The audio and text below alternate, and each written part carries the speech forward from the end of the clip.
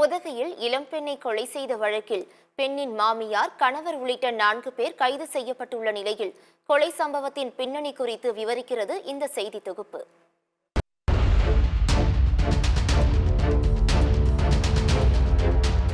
நீலகிரி மாவட்டம் உதகை வண்ணாரப்பேட்டை பகுதியைச் சேர்ந்த அப்துல் சமத், நிலாஃபர் நிஷா தம்பதியின் மகள் 22 வயதான ஆஷிகா பர்வீன். இவருக்கு உதகை காந்தல் பகுதியைச் சேர்ந்த யாஸ்மின், ஜபருல்லா தம்பதியின் மகன் இம்ரான் என்பவருடன் கடந்த 2021ஆம் ஆண்டு மே மாதம் திருமணம் நடைபெற்றுள்ளது.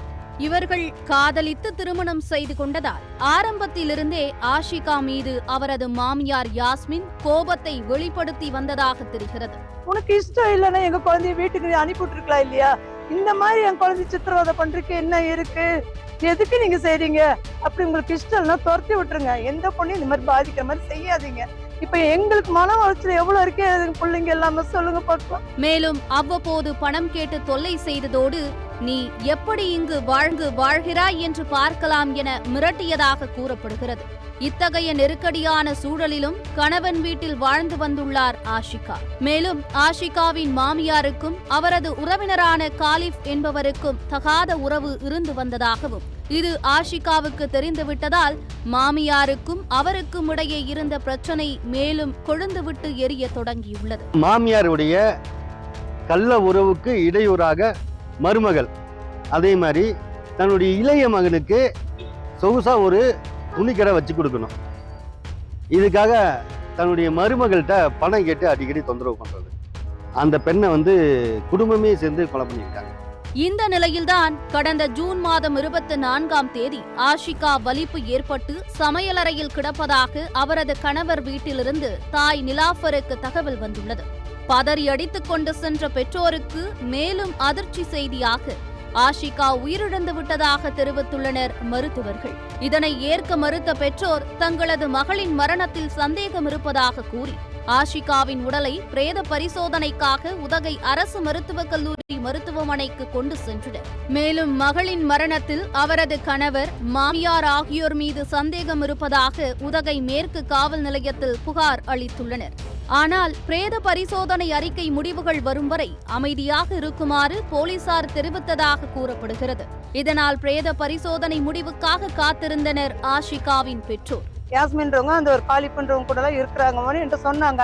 அப்ப நான் அப்பயே விட்டுரு மகளை, இதெல்லாம் வெளியே சொல்லாத விட்டுருன்னு சொல்லிட்டேன். சரிந்தாங்க. ஆனா என் பிள்ளை அப்பயே பயந்தாங்க.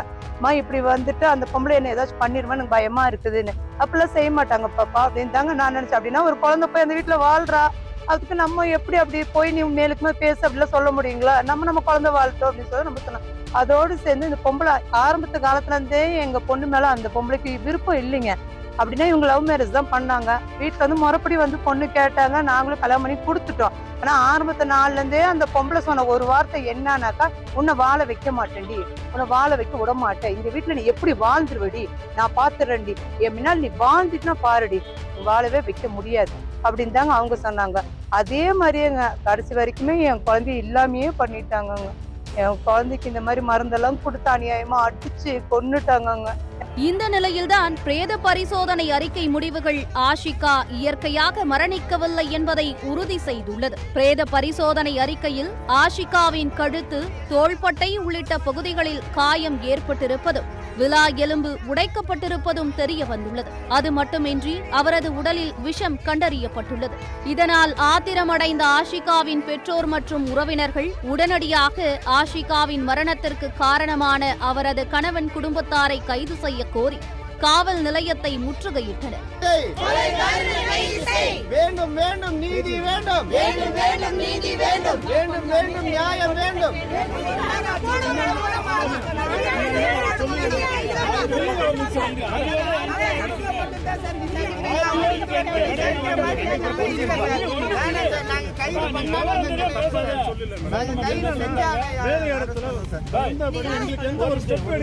பாதிக்கப்பட்ட பொண்ணோட தாய் 24 hours நைட்டானா கூப்பிடுறாங்க, பகலானா கூப்பிடுறாங்க, வந்து அட்டெண்டன்ஸ் பண்ற மாதிரி எல்லாம் பாதிக்கப்பட்டவங்க நாங்க இருக்கோம். அவங்க ஜாலியா சுத்தி இருக்காங்க, சொந்த கடையை ஓபன் பண்ணி அவங்க வியாபாரம் பண்ணிட்டு அவங்க மாமியார் ஃப்ரீயா எல்லா கல்யாணத்துக்கு போயிருக்காங்க. இந்த பிள்ளையோட கல்யாணத்துக்கு ஒரு சாவுக்கு கூட அவங்களுக்கு வர்றதுக்கு முடியறது இல்லை.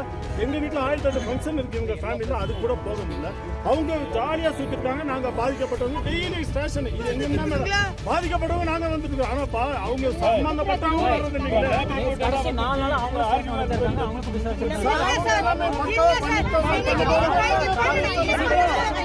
இதனையடுத்து பிரேத பரிசோதனை அறிக்கை உள்ளிட்டவற்றை ஆதாரமாக கொண்டு உயிரிழந்த ஆஷிகா பர்வீனின் கணவர் இம்ரான், மாமியார் யாஸ்மின், உறவினர் காலிஃப் மற்றும் கணவரின் தம்பி முக்தார் ஆகிய 4 பேரை உதகை T3 போலீசார் கைது செய்து நீதிமன்ற உத்தரவுப்படி சிறையில் அடைத்தனர்.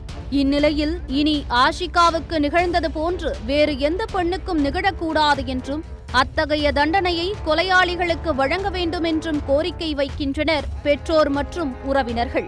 எங்களுக்கு நடந்த மாதிரி எந்த குழந்தைக்கும் அந்த மாதிரி நடக்கக்கூடாது. என் குழந்தையோடய போட்டு 1000 கனவுங்களோட தான் அந்த குழந்தைங்க நம்ம கட்டி கொடுக்குறோம். இல்லாம போயிட்டு எல்லா ஒரு தாயும் தாய் தானுங்களே, எல்லாத்துக்கும் வேதனை இருக்கும் தானே. இப்ப என் பிள்ளையும் இல்லாம நாங்க எவ்வளவு தவிக்கிறோம். சரியானபடி சாப்பிட முடியல, தேவை தூங்க முடியல. என் குழந்தை நினைப்பேத்தான் வருது. எங்களுக்கு யார் இருக்கா சொல்லுங்க பார்க்கலாம். எங்களை இப்போ மௌத்த அவ எடுத்து போடணும் நாங்க நினைச்சு எங்க குழந்தை மௌத்த நாங்க எடுத்து போட வேண்டியதா வந்துடுச்சு.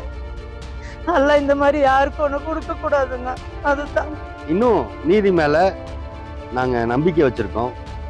நீதிபதி நியாயமான தீர்ப்பை இந்த குடும்பத்துக்கும் அந்த இறந்து போன அந்த பெண்ணுக்கும் வழங்குவாங்கன்னு எங்களுக்கு ஒரு நம்பிக்கை இருக்கு. அதை நோக்கி நாங்க இதற்கு மேல பயணிப்போம். இந்த மாதிரியான நிலை யாருக்கும் வரக்கூடாது. அப்படியாப்பட்ட தீர்ப்பை இந்த வழக்கில் நாங்க எதிர்பார்க்கிறோம். சத்தியம் செய்திகளுக்காக நீலகிரி மாவட்ட செய்தியாளர் ஸ்காட்டுடன் சத்தியம் செய்தி குழு.